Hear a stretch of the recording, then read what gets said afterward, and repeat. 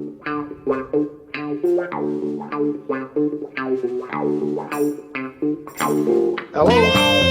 Good evening, TC, Good evening, Gabby. and welcome all to our weekly podcast. Terry Currans, the Curran View, with the idol of Hillsborough, Mr. Terry Curran. And if you're listening free to the first half on either Acast or Spotify, you can follow the links on our socials and access the full podcast via either Apple or become a Patreon. All the w's.patreon.com/SRBmedia. You can follow the podcast on Twitter at Curran View, on Facebook, The Curran View, and Instagram, or join the group, which is over 3,200 members strong. Thank you so much for your support. It's greatly appreciated. Again, stumbled my way through that one, TC, but this is the way we roll. Yes, it's the way you roll anyway. We don't plan nothing. We just have a little one or two bullet points, and then we just proceed with the podcast. We don't know where we're going. We don't know really what we're going to be talking about. We let it flow, and that's how players or good players play the game of association football. I know that the weekend... You might do that, but I'm in here all day writing things down and everything to get it right for tonight. Well, it was all right on the night last night because football did return. Sadly, with the passing of the Queen, the games were suspended the weekend. So have you sourced any magic moments for us this week, TC? Yes, I've gone for two things in the Liverpool game. You're sounding a bit echoey at the moment. Can you hear me now? Because I didn't have it close to the phone. Yep, if you get yourself close to the phone and your earpiece, etc., we're good to go. Right. The two magic moments. Kudas's goal for Ajax. Spot on. And the ball down the line. I don't know the player played the ball down the line, but it was an absolutely fabulous goal.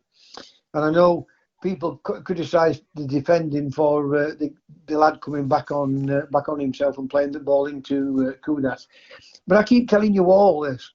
You can be the best defender in the world. When someone runs at someone and throws that shoulder, that's all it needs to deflect that player the wrong way. And that the player on the ball is past him. John Robertson was an absolutely genius at that. No pace whatsoever. You know, and they want to criticise defending. No, the attacker, it was a magic piece of work. But the goal itself and the ball down the line were two magic moments for me. Absolutely fabulous. And this kid, Mohamed Kudus. Yeah. It's not the first time he scored an exceptional goal. He scored one against Rangers. And if you remember, when I was in Turkey, one of my magic moments when I returned was remember. Yeah, fella's goal. It was a volley for Ajax against PSV Eindhoven. I was standing in the Casablanca restaurant watching the game, and it was one of them, what a goal moment. So this kid produces many magical moments. He is one to watch. I believe he's 22 years of age and a Ghanaian international. So look at the name, Mohamed Kudus. I mean, you're right. We don't plan anything. When we take Rangers and Celtic in Scotland, right, and then you take Ajax, which is a smaller country, correct, than Scotland. Yep. Right, and I know Ajax dominate in that league, but you look at the difference where how Ajax sell multi-million-pound players. Spot on. Still keep producing top managers and keep producing when they lose the managers and keep producing some unbelievable players. Not only for the Dutch league, but throughout Europe itself. You know, it's amazing the coaching and how they find these gems, whether it's through their own system or they find them on the continent and sell them for big money. So I've always felt sorry for Rangers of Scotland money-wise, but when you look at it, they do dominate the Scottish Premier League, Celtic and Rangers. The football's getting a little bit better, But when you look at Ajax, how they produce, they never complain about selling players, right? And we make excuses for Celtic and Rangers. And I'm not calling them, but for anyone says anything about it, I'm just trying to look at the two small countries and how one country or football teams or club produces players and sells for multi-million-pound transfers. Yet Rangers in Scotland are buying really from smaller leagues than anywhere else. They may sell on, but they don't sell on for big money like Ajax do. Absolutely spot on, TC, and you're right. I think I'm not too sure the how many people live in Scotland compared to Holland. Holland is a small country. I believe professional football only really started in the 60s. It was an amateur game before It did. then. You're right. It did. And it was 100%. I mean, Gabby, when I look at football and traveled all over the place through being a professional footballer, I used to look at the training facilities that these clubs have. And how really amateurish some of the professional teams were. They're called, they run about the English, but how it's all turned around now, it's what looks amateurish. And these, I mean, Turkey, we have been disrespectful to Turkey. Look how far they've come in this last 30, 40 years. All right, not many Champions Leagues, but look where they get with the World Cup. They're producing fabulous footballers. And what we've done, we've fell by the wayside with everything. Our coaching, I just hope that Potter can give our coaches a lease of life to take them onto the next level. Stop fearing fear, and start producing quality training, coaching, and producing top English young footballers. Absolutely spot on. Can't disagree with any of that. Belgium is another small country. So when people say, "Oh, it's only a small country and there's not that many competitive games and we haven't got the money," you're absolutely spot on. Holland have been able to do it from the days of just turning professional to now. If you look at the 70s, dominated European football in the 70s, not just with Ajax or Feyenoord before them, but Ajax, but the Dutch national side. Holland have had a history of fantastic football players that they've had come through their systems, particularly at Ajax. In the olden days, West Ham were always known as the Academy of Football. Well, Ajax's academy is greater, arguably, than any other academy, pound for pound, anywhere on the planet, TC. Oh, yeah, but I agree with that 100%. Yeah. What you just said is right. It's spot on because they produce. I mean, Ajax. I know Cruyff were there. They won the Champions League, European Cup, whatever you want to call it, 3 years in a row. Yeah, a small country like that. And in 1970, it was Feyenoord that won it in 70. Then Ajax won it in 71, 72, 73. So for 4 years on the spin, the Dutch won the European Cup. And then in 74 and 78, of course, got to 2 World Cup finals. The 70s was those halcyon days of Dutch football, but they've continued to do so. They've continued to blood and find new talent from the playgrounds of the Dutch schools, brought them through their academies. And when you look at the Dutch, they always play a great brand of football, don't they? Always play the passing game and total football, not being afraid to get the ball down and play. I get the size doesn't matter in Holland. Over here, it's all about size. Is he athletic? In Holland, the philosophy is, can he get the ball down and can he play? And can he play off 2 feet? When you look at Holland, and I don't like using this word because everybody uses it in football or in any walk of life. It ain't rocket science what they do. There's something telling you there's something wrong with our coaching system. When not only do they produce top players, they produce top coaches. Yep. I watched a program on YouTube on an Holland coach at Tottenham. Now, Tottenham is one of our elite clubs. Yeah. It's always been a massive club. You know, it's not won European Cups and things like that, but it's still a big club in England. Yes. Right? And I watched this coach about 2 years ago, or maybe 3 years ago. In fact, I posted it up on my, when I was putting a lot of football on my wall. Yeah.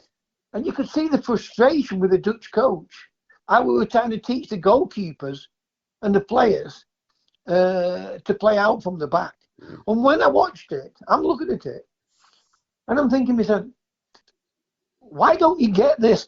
When you receive the ball, open your body right up, break wide quickly, right? Stretch them, get yourself side on your full backs, right? And what they do, they push the full backs further on, and the two centre backs then become like the full backs. Yeah. Get themselves side on so they can take the ball forward with the first touch. Yeah. They couldn't pass the ball, and you could see the frustration in it. Mm. In fact, I might look for that again. Cause this was Tottenham's academy, and we're talking about Tottenham's academy players. We're not talking about, by the way, 12 and 14-year-olds. We're talking about the 18-year-olds. Yeah. Yeah. They couldn't do it right. It's frightening, It's isn't unbelievable. It's crazy. Unbelievable. It's just crazy. Absolutely. You know, if nobody wants English coaches to work to succeed more than me, you know, we can go on and we can turn around and say, well, who's to say that we would have won a World Cup or a European Championship? I get that argument because it's a big word. Yeah. But we haven't won it without the Alan Hudsons and the Tony Currys and the Frank Worthingtons, right? And what we make out as great players are the really great players. I'm not saying they're not good players, but are the really great players. The box-to-box players, I get that. Yep. Right? And when they talk about, you know, going into Europe and all this type of thing, when does our strikers surpass the major strikers in other clubs in Europe when they're playing the Champions League games? You know, it's unbelievable. It certainly is in the Champions League. I think we're going to be calling it the Super League because that's what it is. It's taking over domestic football. We're going to be talking about, is it self-inflicted, the fixture pile-up? I believe it is. We're going to talk about that later in the podcast. Jamie Insell's goal for Hales Owen against Biggleswade last night. What a fantastic chip. It was superb, absolutely sublime. I've not seen it yet, Gabby. I don't know if you've posted it. I have posted it on the Curran View. I'm almost certain I posted it on the I've been Curran doing View. some decorating for Janet today. Yeah, I thought you'd been a bit quiet. That's why I texted you early to make sure that you was okay. And was it Don Hyan's goal for Blackburn last night? I mean, what a strike that was. It was a kind of scorpion kick goal. The ball had come at the back. I don't know if you've seen it, but he's got his foot round and he stuck it into the onion bag. And Blackburn Rovers are flying, aren't they? You know, they done well under Mowbray. They got rid of Mowbray. Yeah, same here as well.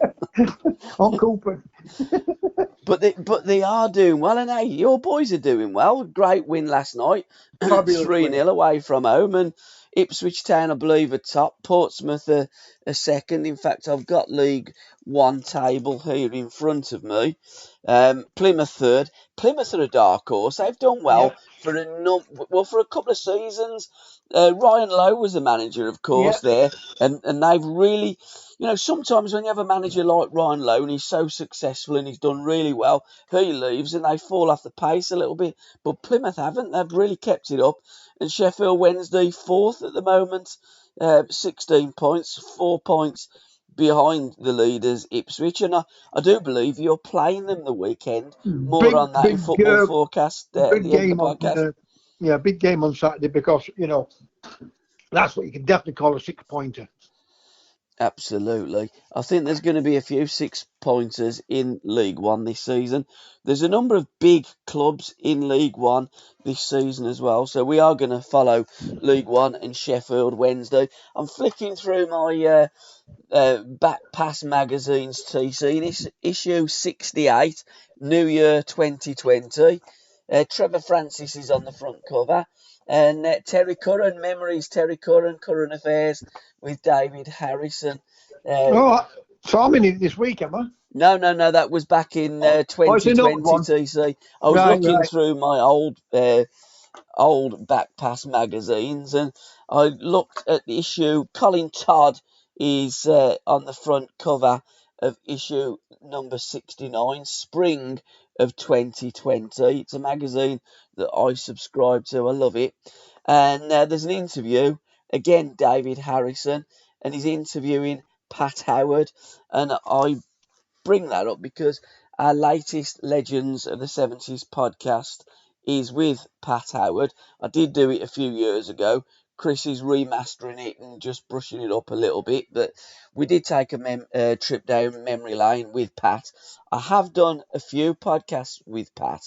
We done A Game of My Life when he talks about the 1974 FA Cup final against Liverpool. And we also did A Game of My Life when Nottingham Forest took on Newcastle at St James's Park in 1974. A game, an FA Cup game, 6 round, I believe it was, that went to. They put it as a replay, but it wasn't really a replay. Yeah, Um, they were Forest were winning, and Newcastle fans went on the field, didn't they? Yeah, they did. Well, that involved Pat because what had Mm. happened? Duncan McKenzie, as Pat saw it, run into one of the Newcastle players and was awarded a penalty. They were 2-1 up at the time.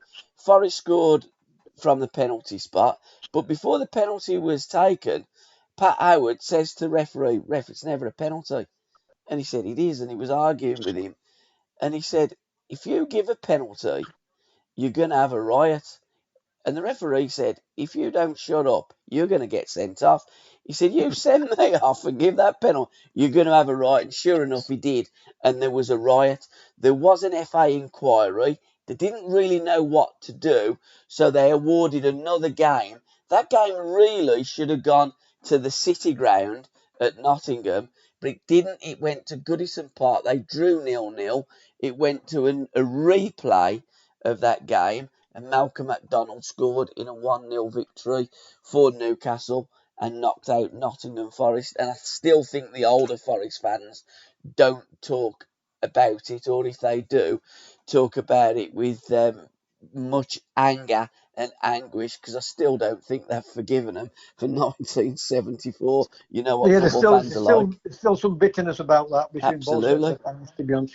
But I mean, my great memory about me playing football in the FA Cup was my first one for Doncaster against Liverpool. Yeah. I mean, I didn't play in that first game up at Anfield. I was on the bench, and we were 1-0 up with about 10 minutes to go when Keegan equalised, and Kitch hit the crossbar to take it 3-2. As it happens, they beat us 3-0 at Doncaster, at Bellevue, at the Donny Rovers ground. They went on to win the Cup in 1974, beating Newcastle 2-0, 3-0, something like 3-0. that. 2-0, was it? 3-0. 3-0, yeah. Yeah. So that's why. I mean, yes, I played in a semi-final of the FA Cup with Everton, you know. But that always comes to my mind, the with Doncaster Liverpool game. Always. We have been touching upon the League Cup in the last few podcasts. A lovely series in Back Pass magazine. But they haven't done the 1979 League Cup final yet. So let's briefly talk about that, because the League Cup final was played at Wembley, but before 1967 it wasn't. It was played home and away. 67, the match between West Bromwich Albion and Queen's Park Rangers was the first at Wembley. In those days, you were given tankards to Yes. the players. In 1981, Liverpool were the first team to be awarded winners' You got a medal in a medals. tankard.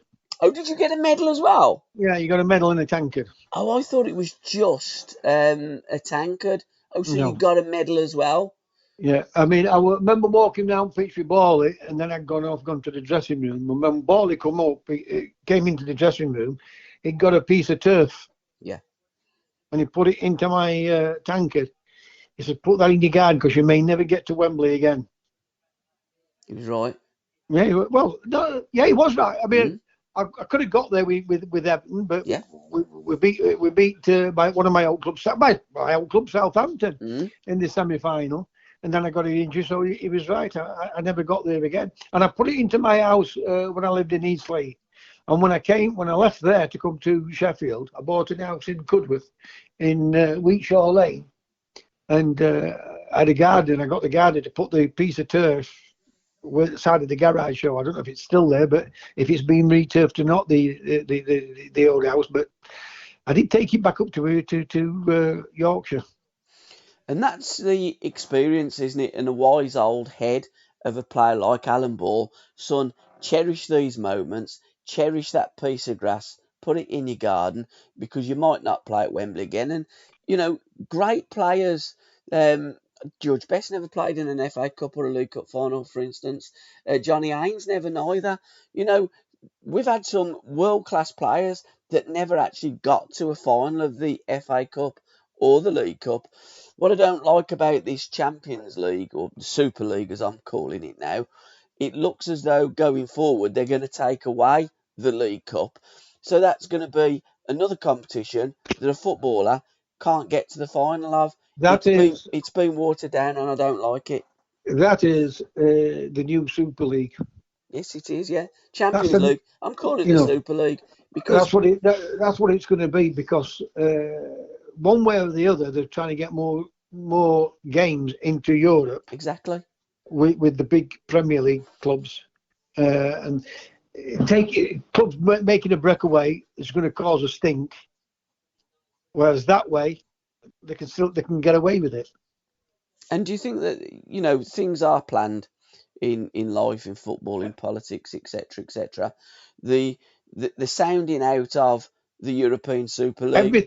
Everything is planned. Absolutely, a breakaway. So everything is planned. But when you look, I saw things what were happening, and I'm on the phone tomorrow. We all mate Alan Hudson. How are you doing? I know we're going to talk about some bits and bats and about doing a podcast and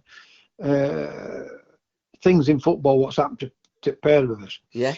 Now, I could tell people stories, right? Because I was asked to go into the manager's room after games. Yeah. Sometimes I went in, sometimes I didn't go in. I was never one of them, where people could say, "Oh, his manager's his manager's pet." Yeah, every one of them, all like me. They mind me getting sold. One day I'll write reason why I got sold. So what I'm trying to say about all this, everything is planned. When you look what's just happened this last 2-3 years, right? The new, right? We're never going to go back to the old. So everything has been planned for everything. Now, will it come off certain things? No, but I think football has got that big now, money wise. They will have some form of a Super League. Yeah. I thought that there's no way that the big 10, 15, 20 clubs throughout Europe would want that, because somebody's got to finish at bottom of the league, Gabby. They have, but the way that they do it it'll be either like the American football. Yeah, it will. Like a franchise. It'll either be like that, doing it that way, and with the American owners coming in, we've had this Chelsea fellow. He's going on about a North versus South game. America love these all-star games, and they love playoffs. So the game is changing. The European Super League was mooted. The breakaway, like football, was robbed in this country by the Premier League in 1992. So when they actually revamp this competition that we're currently watching, and they call it the Super League instead of the Champions League because it's never been the Champions League. They're not champions. I think if they'd have called it the Super League, people would have stood up and gone, we don't want the Super League. You're actually watching the Super League. It's going to evolve into the Super League. There's that many games now that they're going to be having less games domestically. They're going to have less cup games. They've already stopped replays in the FA Cup and the League Cup, straight to penalties, knockout. You're going to have one cup competition in this country, the FA Cup, and the Champions League, the Super League, will take over because I don't think there's any appetite for them to break away and form just a league and not compete in their own domestic leagues. I think the greedy buggers want the cake and they want to eat it and they'll get their own way. I've always thought about football, coaching side of it, about taking us on to the next level, new ideas, right? Yeah.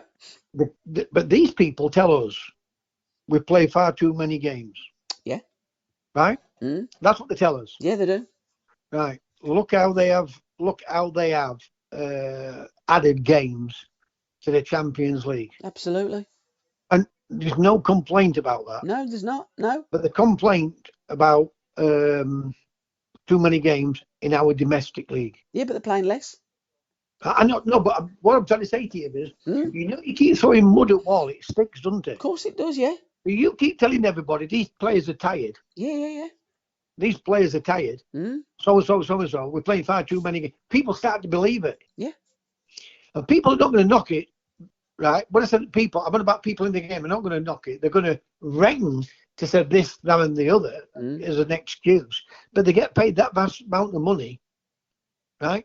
Everything you say about football is in the paper, and that promotes news, that football club, and everything to do with football. So I guarantee you, they will get the way.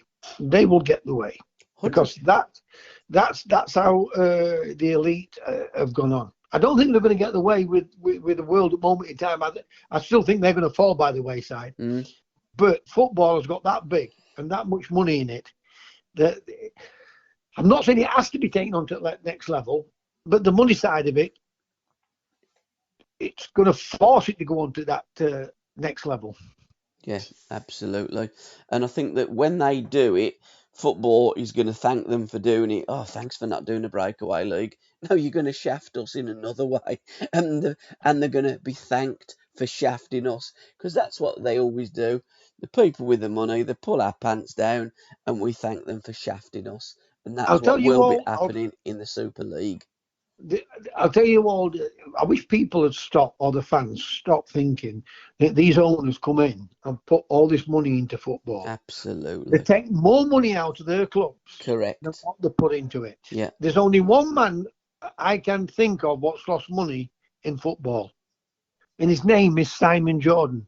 And me and you like him. Yeah. And by the way, when you look with somebody with that intelligence, because by the way, he's intelligent, that guy. Yeah, he is. Yeah. He is intelligent. You know, how he lost money in football, I do not know, because he made fortunes out of a business. Right? And he's the only one I know what's lost money on it. The fans have got to stop saying, oh, this is putting this money in and that money in. Right? Whatever they put in, they take out in a loan, in a payback time, more than the loan from the bank. Absolutely, TC. In 1888, on the 8th, we always mention this every week on the podcast, 8th of September 1888, the Football League was started. And no, it wasn't started in 1992. And the Backpass magazine, your number one football retro magazine, out now. All the w's.backpassmagazine.co.uk and subscribe to it. It's an absolute fabulous read.